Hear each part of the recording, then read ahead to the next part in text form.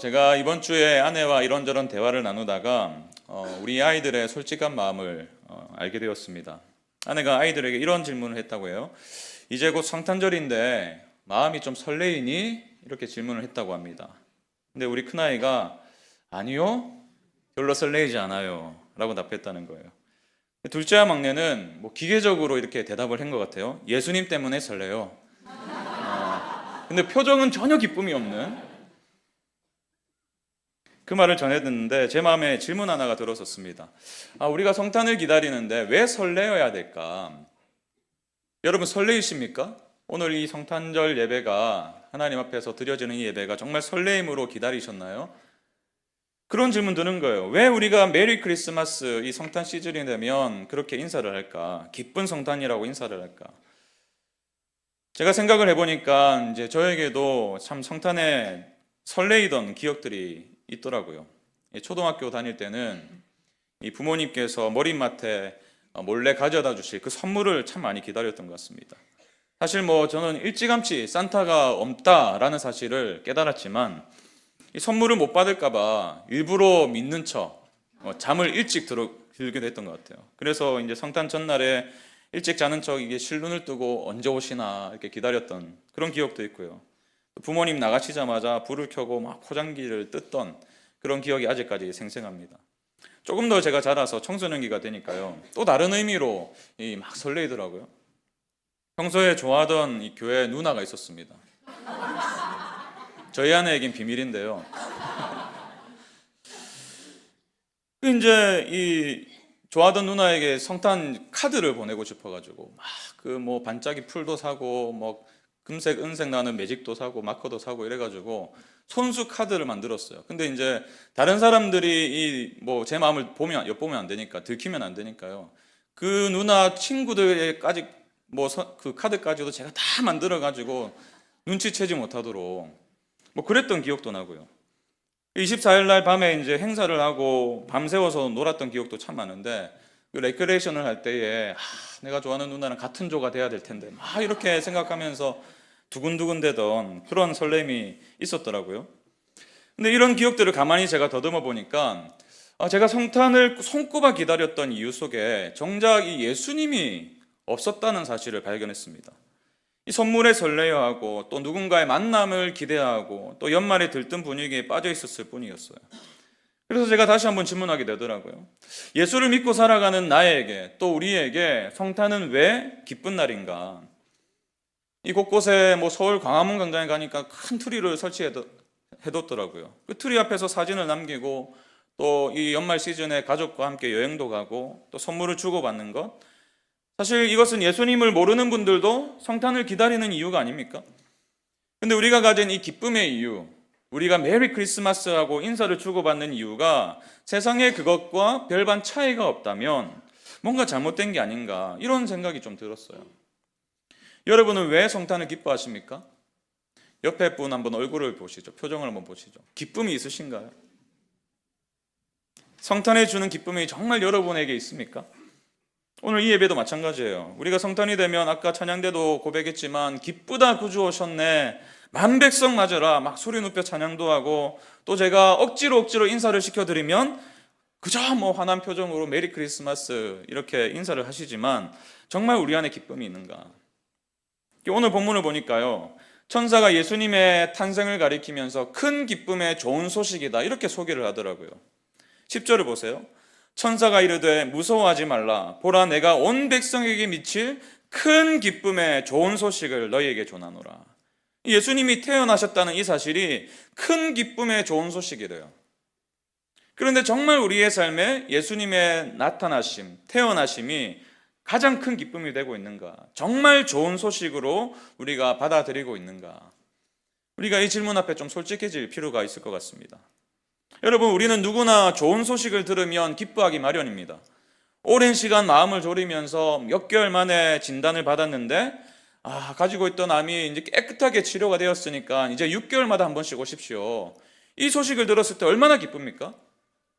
사랑하는 자녀들이 막 코피가 터져가면서 공부를 하고 또 수차례 잘 안 돼가지고 마음이 무너지는 상황을 겨우겨우 이겨내면서 시험을 쳤는데 원하는 대학에 합격했다는 소식을 들을 때 얼마나 기쁩니까? 저도요, 종종 여러분들이 전해주시는 그 기쁜 소식을 들으면, 좋은 소식을 들으면 마음의 기쁨이 흘러납니다. 아, 주님이 응답하셨구나. 근데 반대로 원했던 결과가 나오지 않을 때 어떤가요? 아, 내년에 집주인이 전세를 올린다고 하고, 뭐 아이가 학교에서 문제를 일으켰다는 선생님의 전화를 받으면 우리의 마음이 무너지죠. 이런 우리의 반응을 보면 사실은 예수님을 믿지 않는 분들과 큰 차이가 없는 것 같습니다. 어떤 상황, 어떤 조건에 따라서 기뻐하고 또 슬퍼하는, 모두가 기뻐할 만한 일로 기뻐하고 모두가 절망할 만한 일로 똑같이 절망한다면 여러분, 예수님이 과연 저와 여러분의 삶에 어떤 의미입니까? 이런 면에서 우리는 이 성탄이 주는 기쁨의 실체를 다시 한번 점검해 볼 필요가 있습니다. 오늘 본문은 왜 우리가 성탄을 기뻐해야 하는지, 그 근거, 다시 말해서 큰 기쁨의 좋은 소식이 무엇인지 분명하게 우리에게 가르쳐 주고 계세요. 저는 오늘 이 성탄 감사 예배가 형식적인 예배로 남지 않기를 바랍니다. 성탄절이니까 뭐 교회 안 가면 좀 찝찝하고 그래가지고, 아니면은 뭐 가족들이 너 꼭 1년에 2번은 와야 된다, 교회. 부활절, 성탄절 꼭 와야 돼. 그렇게 해서 막 압박을 이기지 못해서 나온 것이 아니라, 정말 오늘 이 시간을 통해서 큰 기쁨의 좋은 소식을 발견함으로 저와 여러분의 마음과 생각이 달라지는, 기쁨으로 충만해지는 예배가 되길 간절히 바랍니다. 왜 성탄의 소식이 큰 기쁨의 좋은 소식일까요? 오늘 본문은요, 첫 번째 이유를 이렇게 말씀하십니다. 영광을 볼 수 있게 되어서요. 영광을 볼 수 있게 되어서. 제가 오늘 본문을 사실 여러 차례 설교를 했던 경험이 있는데요. 근데 이번에 이 성탄을 준비하면서 본문을 묵상하는데, 이전에는 전혀 중요하게 여기지 않았던 어떤 한 부분이 크게 마음에 와닿았습니다. 9절인데요. 주의 사자가 곁에 서고 주의 영광이 그들을 두루 비추매 크게 무서워하는지라. 베들레헴 들판에 있던 목자들에게 누가 나타났습니까? 주의 사자가, 천사가 나타났어요. 그런데 성경은 단순히 천사가 나타날 뿐만 아니라 한 가지를 더 말씀하십니다. 주의 영광이 두루 비추매. 그러니 목자들이 어떻게 반응합니까? 크게 무서워하는지라. 이 크게 무서워하다, 제가 원어로 살펴보니까요, 단순히 놀래가지고 와 이런 뜻이 아니고, 직역을 해보니까 두려움을 크게 두려워하다, 이런 뜻이더라고요. 두려움을 크게 두려워하다. 이 두려워하다와 이 두려움을 중복해서 쓴 것을 보니까 굉장히 강조하는 거예요. 얼마나 두려워하는가. 압도당할 만큼의 엄청난 공포심을 느낀 거예요. 왜 이 목자들이 이렇게까지 두려워했습니까? 그 이유를 알려면 이 9절이 말씀하고 있는 주의 영광, 이 주의 영광이 가진 의미를 우리가 발견해야 됩니다.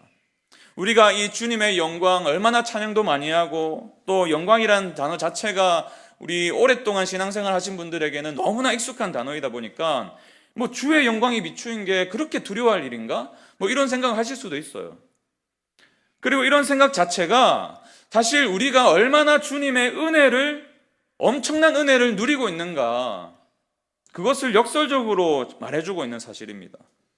여러분, 구약을 보시면요, 하나님의 영광이 얼마나 두려운 대상인지를 우리가 금세 알 수 있습니다. 하나님의 영광, 다시 말해서 하나님의 임재, 거룩한 임재가 드러나는 순간은요, 죄인인 우리가 감당할 수 없는 그 무게가 있기 때문에. 하나님이 모세에게 이런 말씀하셨잖아요. 출애굽기 33장 20절 보세요. 또 이르시되 네가 내 얼굴을 보지 못하리니 나를 보고 살 자가 없음이니라. 여기서 말씀하시는 얼굴, 하나님의 얼굴이 뭘까요? 하나님의 얼굴이 곧 하나님의 영광이에요. 이어지는 말씀을 보면요, 22절 23절 보세요. 내 영광이 지나갈 때에 내가 너를 반석 틈에 두고 내가 지나도록 내 손으로 너를 덮었다가 손을 거두리니 네가 내 등을 볼 것이요 무엇은 보지 못하리라? 얼굴은 보지 못하리라.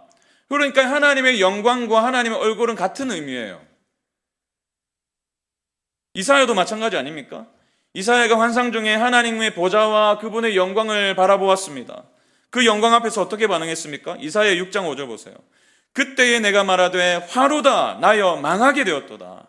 나는 입술이 부정한 사람이요 나는 입술이 부정한 백성 중에 거주하면서 만군의 여호와의 신 왕을 배웠음이로다 하였더라. 하나님의 얼굴을 보면서 어떻게 반응했습니까? 화로 단하여 망하게 되었다. 죽은 목숨이다. 여러분, 그래요. 누구든지 하나님의 영광을 보면 죽을 수밖에 없었습니다. 창세기 3장에서 아담이 범죄한 이후에 죄가 세상에 들어왔어요. 그 이후로 인간은 전적으로 타락할 수밖에 없었습니다. 그 결과 하나님의 얼굴을 피하여 숨어버리지 않았습니까? 아담의 말을 들어보세요. 창세기 3장 10절입니다. 이르되 내가 동산에서 하나님의 소리를 듣고 내가 벗었으므로 뭐하여 숨었나이다? 두려워하여 숨었나이다. 왜 두려워했습니까? 죄가 두려우면서 완벽하게 거룩하신 하나님, 한치의 죄도 허락하실 수 없는 그 완벽한 거룩함의 하나님의 얼굴, 그분의 영광을 도저히 볼 수가 없었기 때문이에요. 죄를 한 점도 용납할 수 없는 그 하나님 앞에서 죄인인 저와 여러분이 죽을 수밖에 없게 된 것입니다. 마치 이런 거예요. 제가 지금 생각해도 너무나 부끄러운 일인데요. 초등학교 저학년쯤으로 제가 기억합니다. 어느 날 제가 친구 집에 놀러 가서 막 친구와 함께 숨바꼭질을 하면서 놀았던 것 같아요. 그래서 제가 어디에 숨어야 안 들킬까 막 고민을 하다가 몰래 그 집에 안방으로 들어가게 되었어요. 안방에 들어가니까 여러분 옛날에 집마다 보면은 검정색 농 기억하시나요? 자개로 장식이 된 농. 그 농이 있었고요. 그 옆에 화장대가 있었습니다. 제가요 굉장히 짓궂었거든요. 우리 유신이가 저를 닮은 것 같아요. 굉장히 장난기가 많았고요. 안 들킬 방법이 뭔가 그걸 보니까요 화장대를 밟고 올라가서 장롱 위에 올라가면 되겠다. 그래가지고 화장대에 올라가가지고 막 그 장롱 위에 올라가려고 막 발버둥 치다가 그 화장대에 있는 화장품을 툭 건드렸나 봐요. 근데 그 화장품 병이 유리로 된 병이었어요. 툭 건드리니까 떨어지면서 와장창 끼어지는 거예요. 아직까지 선명하게 기억하는데요. 초록색 젤이 들어있었어요. 질펀하게 막 흩어져 있고 병은 유리가 막 깨져가지고 여기저기 흩어져 있고 그 순간 제 머리가 하얘지더라고요. 큰일 났다. 이거 엄청난 혼날 일이잖아요. 이게 너무 무섭더라고요. 그래서 제가 어떻게 했는지 아십니까? 이실직고를 하고 그 어머니께 정말 죄송했습니다. 제가 장난을 치다가 그랬습니다. 라고 하지 않고 그대로 집을 나왔어요. 나중에 들으니까요 그 친구가 저 대신에 엄청 혼이 났더라고요. 아직까지 미안합니다. 제가. 그래가지고 제가 지은 죄가 있으니까요 한동안 그 친구 집 근처에도 가지 못했어요. 친구 어머니의 얼굴을 보는 게 너무 두려웠기 때문에, 그 어머니의 영광을 보는 게 너무 두려웠기 때문에. 제 이러한 경험과는 견줄 수 없는 영광이 하나님의 영광이에요. 그 영광이 목자들에게 비추었으니까 얼마나 두려웠겠어요. 목자들의 반응이 사실은 하나님 앞에 선 모든 사람들, 저와 여러분을 포함한 모든 사람들의 마땅한 반응입니다. 거룩하신 하나님의 영광 앞에서 누구라고 당당히 설 수 있겠습니까? 죄를 지은 사람들이 판사의 영광 앞에서 벌벌 두려워가지고 떠는데, 돌아서면 자기 중심성에 빠져서 허우적대는 우리가 하나님 영광 앞에서 어떻게 당당할 수 있겠습니까? 성경은 분명히 선언하죠. 죄의 삭은 사망이다. 죄인인 인간이 거룩하신 하나님의 영광을 마주한다는 것은요, 죄의 대가인 죽음을 치러야 한다는 뜻입니다. 그러니 목자들이 본능적으로 공포에 떨 수밖에 없었던 것입니다. 근데 여러분, 여기에 기가 막힌 반전이 기록되어 있어요. 정말 놀라운 반전입니다. 그 두려움에 압도되었던 목자들에게 천사가 던진 첫 마디가 무엇입니까? 10절 다시 보십시오. 천사가 이르되 뭐하지 말라? 무서워하지 말라. 무서워하지 말라. 보라, 내가 온 백성에게 미칠 큰 기쁨의 좋은 소식을 너희에게 전하노라. 여러분, 무서워하지 말라 이 말은요, 목자들이 두려움에 압도돼가지고 벌벌 떨고 있었기 때문에 천사가 괜찮아 위로해준 말이 아니에요. 굉장히 중요한 선언입니다. 왜 무서워하지 않아도 될까요? 여전히 하나님의 영광이 그들을 두루 비추고 있었는데 왜 두려워하지 않아도 됩니까? 11절 보십시오. 오늘 다윗의 동네에 너희를 위하여 누가 나셨으니? 구주가 나셨으니 곧 그리스도 주시니라. 구주가 나셨기 때문에, 세이비어, 구원자가 나셨기 때문에, 죄의 결과인 죽음에서 구원할 구원자가 이 땅에 오셨기 때문에, 다시 말해서 천사의 무서워하지 말라는 뜻은 이거예요. 그 구원자 예수 그리스도로 인해서 하나님의 영광을 보고도 죽지 않게 되었다는 것입니다. 오히려 그 영광을 기뻐하고 즐거워할 수 있게 되었다는 말이에요. 그래서 요한복음 1장 14절 이렇게 선포합니다. 말씀이 육신이 되어 우리 가운데 거하심에 우리가 그의 영광을 어떻게 하니? 보니 아버지의 독생자의 영광이요 은혜와 진리가 충만하더라. 여러분, 이것이 얼마나 놀라운 일인지 아세요? 과거에 보면 반드시 죽을 수밖에 없었던 그 하나님의 영광을 이제는 우리가 볼 수 있는 영광이 되었어요. 그 구주이신 그리스도, 그 주님이 육신을 입고 이 땅에 오셨기 때문에, 그리고 그분이 우리의 모든 죄를 대신 짊어지고 우리의 모든 죄를 다 해결해 주셨기 때문에 우리 모두는 하나님의 영광을 바라고 즐거워할 수 있게 된 줄로 믿습니다. 그래서 사도 바울이 이렇게 선포하잖아요. 로마서 5장 1절 2절.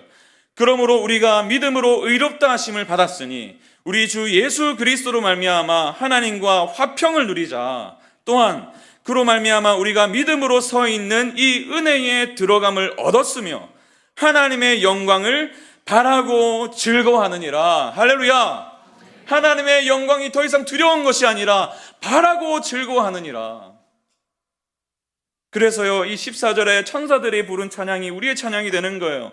지극히 높은 곳에서는 하나님께 영광이요 땅에서는 하나님이 기뻐하신 사람들 중에 평화로다 하니라. 하나님과의 관계가 완전히 회복된 그 놀라운 사건이 예수 그리스도의 탄생으로 시작된 줄로 믿습니다. 제가 이 부분을 묵상하는데 얼마나 기쁨이 차오르든지, 감사가 차오르든지. 여러분, 우리가 왜 메리 크리스마스라고 인사할까요? 이 이유 때문이에요. 하나님의 영광을 바라고 즐거워할 수 있게 되었기 때문에. 하나님께서는 우리의 인생의 의미를 다시 써주신 거예요. 더 이상 우리가 하나님을 두려워하면서 숨기 바쁜 자들이 아니라 하나님의 영광을 마주하고도 그 은혜 때문에 살 수 있는, 아니 오히려 그분의 영광으로 기뻐할 수 있는 사랑받는 자녀가 된 줄로 믿습니다. 이것이 오늘 우리가 기뻐해야 될 너무나 중요한 이유인 것입니다. 그래서 사실 성탄은요, 예수님을 축하하는 날이 아니에요. 우리가 막 성탄절나 보면은 교회마다 뭐 케이크 큰 걸 준비해가지고 생일 축하하면 노래도 부르잖아요. 예수님의 탄생을 그분이 축하받을 일이 아니라고요. 누가 축하받을 일이죠? 저와 여러분이 축하받을 일이에요. 주님이 오심으로 하나님께 나아갈 수 있게 되었으니, 그분의 영광을 보고도 죽지 않게 되었으니, 오히려 그분의 영광을 기뻐할 수 있게 되었으니 얼마나 축하받을 일입니까? 얼마나 감사할 일이에요. 여러분, 죽게 되었던 사람이 살아났다, 살 수 있게 되었다, 얼마나 복된 소식입니까? 같이 살아난 자들과 함께 축하하고, 와, 우리가 살았다, 너무 감사하다, 너무 축하한다. 그래서 메리 크리스마스인 거예요. 옆에 분께 한 번 더 인사합시다. 메리 크리스마스. 이것이 우리 모두의 기쁨의 이유가 된 줄로 믿습니다. 그런가 하면 왜 큰 기쁨의 좋은 소식인가? 두 번째 오늘 본문이 말씀하시는 이유는 누구나 용납받게 되었어요. 누구나 용납받게. 하나님의 영광을 두려워하지 않고 즐거워할 수 있는 것이 큰 기쁨의 좋은 소식의 첫 번째 이유라면, 이 놀라운 은혜가 누구에게나 열려 있다는 거예요. 여러분, 왜 하나님이 수많은 사람들 중에 하필 목자들에게 성탄의 소식을 전하셨을까요? 우리가 과거에 뭐 성탄 전야제 뭐 이런 행사를 하다 보면요, 오늘 본문의 장면을 성극같이 이렇게 연극처럼 발표도 많이 했잖아요. 근데 그런 연극을 보면요, 이 목자들은 주인공이 아닙니다. 저도 어릴 적에 한번 했던 거 기억이 있는데, 주인공이 누구예요? 항상 요셉과 마리아예요. 예수님은 그냥 인형이고요, 항상 요셉과 마리아. 대사도 제일 많고요. 목자들은 그냥 엑스트라입니다. 저도 목자를 했던 기억이 있어요. 얼마나 좋았던지, 대사가 별로 없어가지고. 근데 당시에 목자들이 사실 사회적으로 엑스트라였어요. 주연이 아니라 조연 같은 사람들이었습니다. 굉장히 천대받던 계층이었거든요. 이 직업의 특성상 안식일을 지키기도 어려웠고요. 늘 뭐 양들 치니까요, 뭐 오물도 묻어있고 흙도 묻어있고, 그러니까 종교적으로도 부정한 사람 취급을 받았습니다. 그러니까 한마디로 당시 사회에서는 이 목자들 하면은 천대받던 사람들, 그렇게 중요하지 않은 사람들. 그런데 본문을 보니까 모든 인류를 구원할 구원자의 탄생을 가장 비천한 자들 중에 하나인 목자들에게 천사가 친히 나타나서 전했다고 기록하고 있어요. 그리고 이들이 최초의 복음 전도자이다 이렇게 묘사하고 있습니다. 16, 17절 보세요. 그 소식을 들은 목자들이 어떻게 반응하는지. 빨리 가서 마리아와 요셉과 구유에 누인 아기를 찾아서 보고 천사가 자기들에게 이 아기에 대하여 말한 것을 전하니.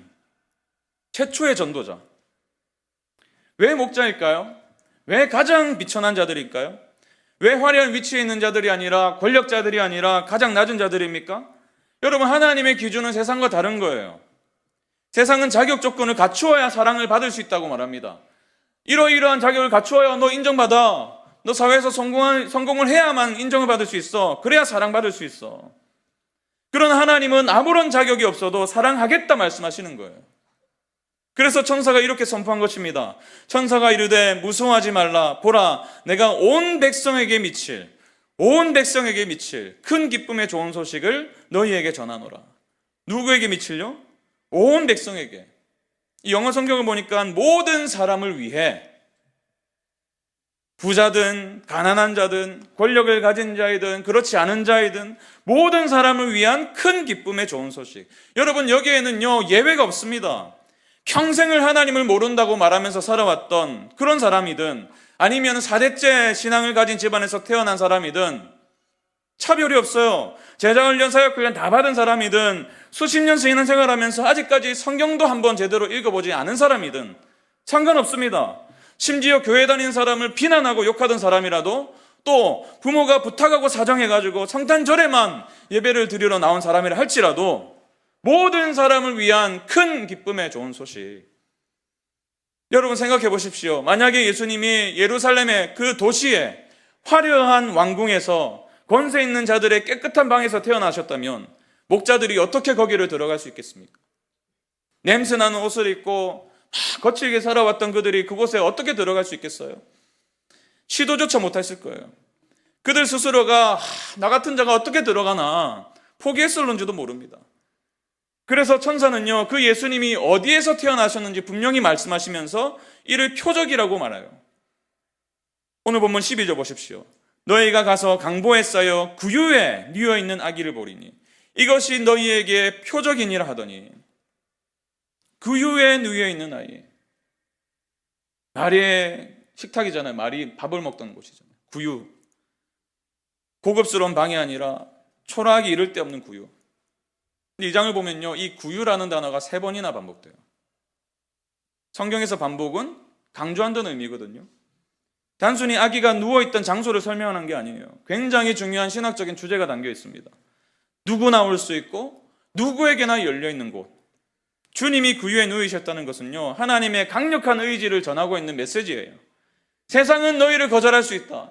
세상은 자격을 갖추어야지 올 수 있다고 말한다. 그러나 나는 거절하지 않겠다. 누구라도 올 수 있다. 누구라도 나의 사랑을 받을 수 있다.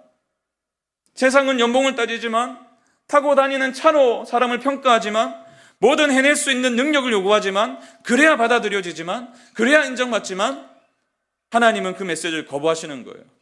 누구든지 예수를 통해 나를 만날 수 있다.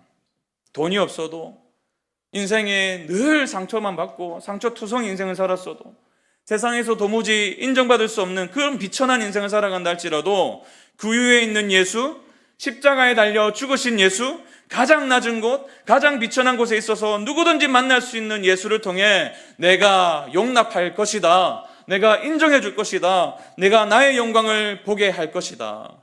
이렇게 말씀하시는 거예요. 여러분, 이것이 얼마나 큰 은혜입니까? 이 은혜를 입었기 때문에 오늘 우리가 상가를 다니면서 누구에게나 열려있는 이 기쁨의 좋은 소식을 전할 수 있는 거예요. 이 은혜를 입었기 때문에 내년 키르기즈스탄에 우리가 여전히 행위로 인해서 하나님께 인정받으려고 몸부림치며 살아가는 무슬림을 향해서, 그 땅에 살아가는 아이들과 청소년을 향해서 복음을 들고 갈 수가 있는 것입니다. 누구에게나 열려있는 은혜이기 때문에. 여러분, 이 마음으로 신청하세요. 아직 자리가 많이 남았습니다. 오늘 결단하세요. 오늘 기대감을 가지고. 하나님은요 우리가 너무 거룩하신 분이시기 때문에 너무 무서워서 도망갈까 봐 가장 연약한 아기로 오셨습니다. 자격지심에 물러날까 봐 가장 낮은 구유에 누우셨어요. 이 낮아짐이야말로 우리가 누리는 접근 가능한 은혜인 줄로 믿습니다. 하나님은 우리가 올라갈 수 없기 때문에 친히 내려오신 분이에요. 구유는요, 하나님께서 저와 여러분을 위해서 만들어주신 무장해제를 할 수 있는 지역입니다. 구간이에요. 오늘 여러분의 심령이 가난하고 또 여러분의 상황이 이 목자들과 같이 비천하다고 느껴지십니까? 그래서 주님께 나아가기가 주저되십니까? 기억하십시오. 주님은 바로 그런 여러분을 위해서 가장 낮은 자리로 오신 분이세요. 이 접근 가능한 은혜야말로 우리가 오늘 소리 높여서 기쁨으로 찬양해야 될 주제인 줄로 믿습니다. 여러분, 여기서 한번 우리의 삶을 좀 점검해 보았으면 좋겠어요. 하나님의 영광을 보고도 죽지 않을 존재가 되었고 그 놀라운 은혜가 차별 없이 주어진 은혜라면, 우리가 이 사실을 정말 믿는다면 오늘 이날뿐만 아니라 우리의 삶의 평생을 그 은혜 때문에, 그 복음 때문에 기뻐해야 되는데, 정말 우리의 마음에 기쁨이 있는가? 여러분들 복음을 수없이 들으셨잖아요. 수없이 성탄절을 마주하시고 지나쳐 오셨잖아요. 그 기쁨이 있으십니까? 예수님의 탄생보다 이 주식이 오르는 게 더 기쁘고, 주님이 나를 위해 이 땅에 오셨다는 사실보다 남들에게 인정받는 게 더 기쁘다면 우리는 지금 복음의 의미를 놓치고 살아가는 건지도 모르겠어요. 만약에 예수님의 탄생이 기쁨이 되지 못한다면 그것은 우리가 여전히 하나님 앞에, 하나님의 영광 앞에 죽어 마땅한 죄인이라는 사실을 망각하고 살아가는 것인지도 모르겠습니다. 여러분, 사형 선고를 받은 죄수에게 가장 기쁜 소식이 뭘까요? 석방이야. 사면당했어. 8월 15일이 되면 막 죄수들을 풀어주잖아요. 그게 우리의 삶에 주어진 선물이에요. 죽을 수밖에 없던 우리가 예수님이 이 땅에 오심으로 인해서 사면을 받은 거예요. 얼마나 기쁜 소식이에요. 근데 내가 무슨 죽을 죄인인지 모르고 사형을 당할 위기에 처한 죄인인지도 모른 채 살아간다면요, 석방을 당했는지 사면을 당했는지 뭐가 기쁘겠어요. 여러분, 복음이요, 바로 그 석방 통지서와 같은 거예요. 세상은 그 어떤 좋은 뉴스도, 세상의 어떤 좋은 소식도, 세상의 그 어떤 기분 좋게 하는 어떤 일들도 하나님이 우리에게 베푸신 이 은혜, 그 놀라운 사랑 견줄 수가 없는 거예요. 죽음과 죄의 문제를 해결해 주지 못하기 때문에. 여러분의 삶이, 오늘의 삶이 이 기쁜 소식을 받으면서도, 이 기쁜 소식을 알면서도 절망의 그 기쁨이 잠식되고 있다면, 우울함에 잠식되고 있다면 다시 이 구유로 돌아가야 될 줄 믿습니다. 다시 복음으로 돌아가야 돼요.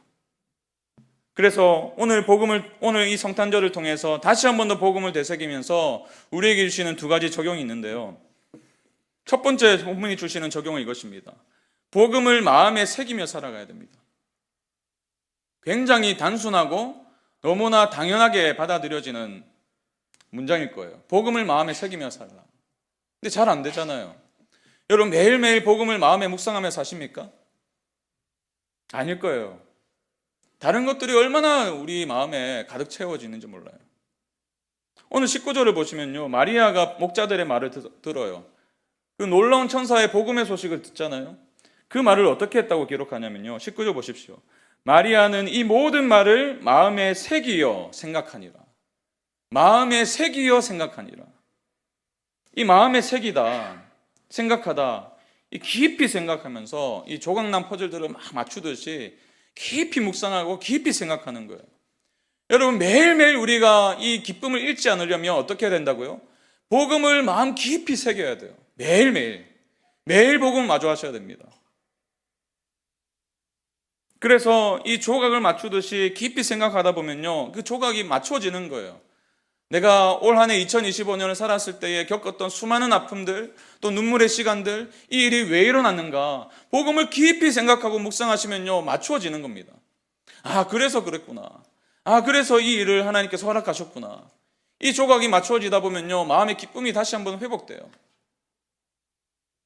복음을 묵상하심으로 오늘 이 성탄이 다시 한 번 더 우리의 마음에 복음을 되새기는 놀라운 은혜의 장이 되길 원합니다. 그래서 여러분의 마음에 있던 모든 절망과 우울감들이 다 씻겨 내려가고 기쁨이 회복되는 날이 되길 바랍니다. 두 번째 적용은 뭐냐면요, 복음을 들고 일상으로 가라고 말씀하십니다. 이 목자들이 예수님을 만나고 또 이 마리아와 요셉을 만난 다음에요, 어디로 돌아갔습니까? 자기들이 지키던 양떼, 그 양떼가 있는 들판으로 다시 돌아갔어요. 20절 보십시오.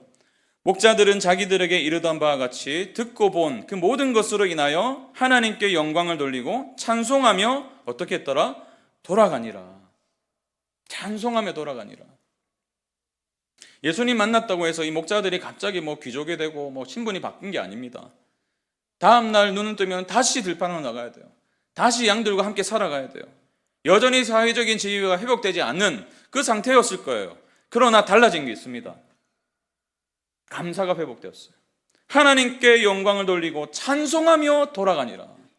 찬송하며 돌아가니라. 일상은 여전하지만 하나님을 향한 찬송이 회복되었어요. 복음의 기쁨의 소식을 가진 자는 어떻게 달라져야 됩니까? 여전히 일상을 살아가요. 내일 되면은 또다시 여러분 직장 출근해야 되고 또다시 육아를 해야 되고 또다시 집안일을 해야 될 것입니다. 여전히 일상을 살아가게 될 거예요. 그러나 오늘 이 기쁜 소식을 마주하고 우리가 마음의 복음을 새긴다면 우리의 마음에 달라지는 게 있어야 돼요. 찬양이 회복되는 거예요. 복음으로 일상을 살아간다는 것은 거창한 게 아닙니다. 지긋지긋한 사무실, 또 늘 돌아서면은 밥 준비해야 되고 돌아서면은 설거지해야 되고 그 지긋지긋한 일상, 그 일상 속에서 주님의 이 땅에 오신 것을 기억하고 왜 오셨는지 그 이유를 묵상하고 그로 인해서 찬양으로 그 일상을 마주할 때에 우리의 마음에 그 모든 일들이 기쁨 가운데 행해지는 일상이 될 줄로 믿습니다. 여러분, 고단한 현장 속에서, 삶의 어떤 터전 속에서, 직장 속에서, 가정 속에서 이 기쁨을 늘 회복하시며 찬양을 회복하시길 바랍니다. 여러분, 그렇습니다. 성탄의 기쁨은 어떤 분위기나 또 선물이나 어떤 만남이 주는 그런 설레임의 기쁨이 아니에요. 성탄의 기쁨은 이것입니다. 예수 그리스도 때문에 우리가 하나님의 영광을 보고도 죽지 않게 되었어요. 오히려 그 영광을 바라고 즐거워할 수 있게 되었습니다. 예수님 때문에 우리는 누구나 하나님께 나아갈 수 있게 되었습니다. 그러니 이제 메리 크리스마스라는 인사가 아니라, 단순한 인사가 아니라 우리의 믿음의 고백이 되어야 돼요. 기쁜 성탄입니다. 기쁜 성탄입니다. 나는 오늘도 복음 때문에 기쁜 사람입니다. 죽었던 나를 살려주셨기 때문에 너무나 기쁘고 감사합니다. 서로 인사를 주고받을 때에 그것을 여러분의 믿음의 고백으로 삼으시기 바랍니다. 그리고 우리 자녀들에게도 이 믿음의 유산들이 그대로 흘러가서 주님이 이 땅에 오셨다는 그 사실이 너무나 기쁜 이유가 되고 내가 절망해서 회복할 수 있는 힘이 되고 능력이 되는 그러한 복된 일들이 여러분과 여러분의 삶의 가정에 가득하길 간절히 축원합니다.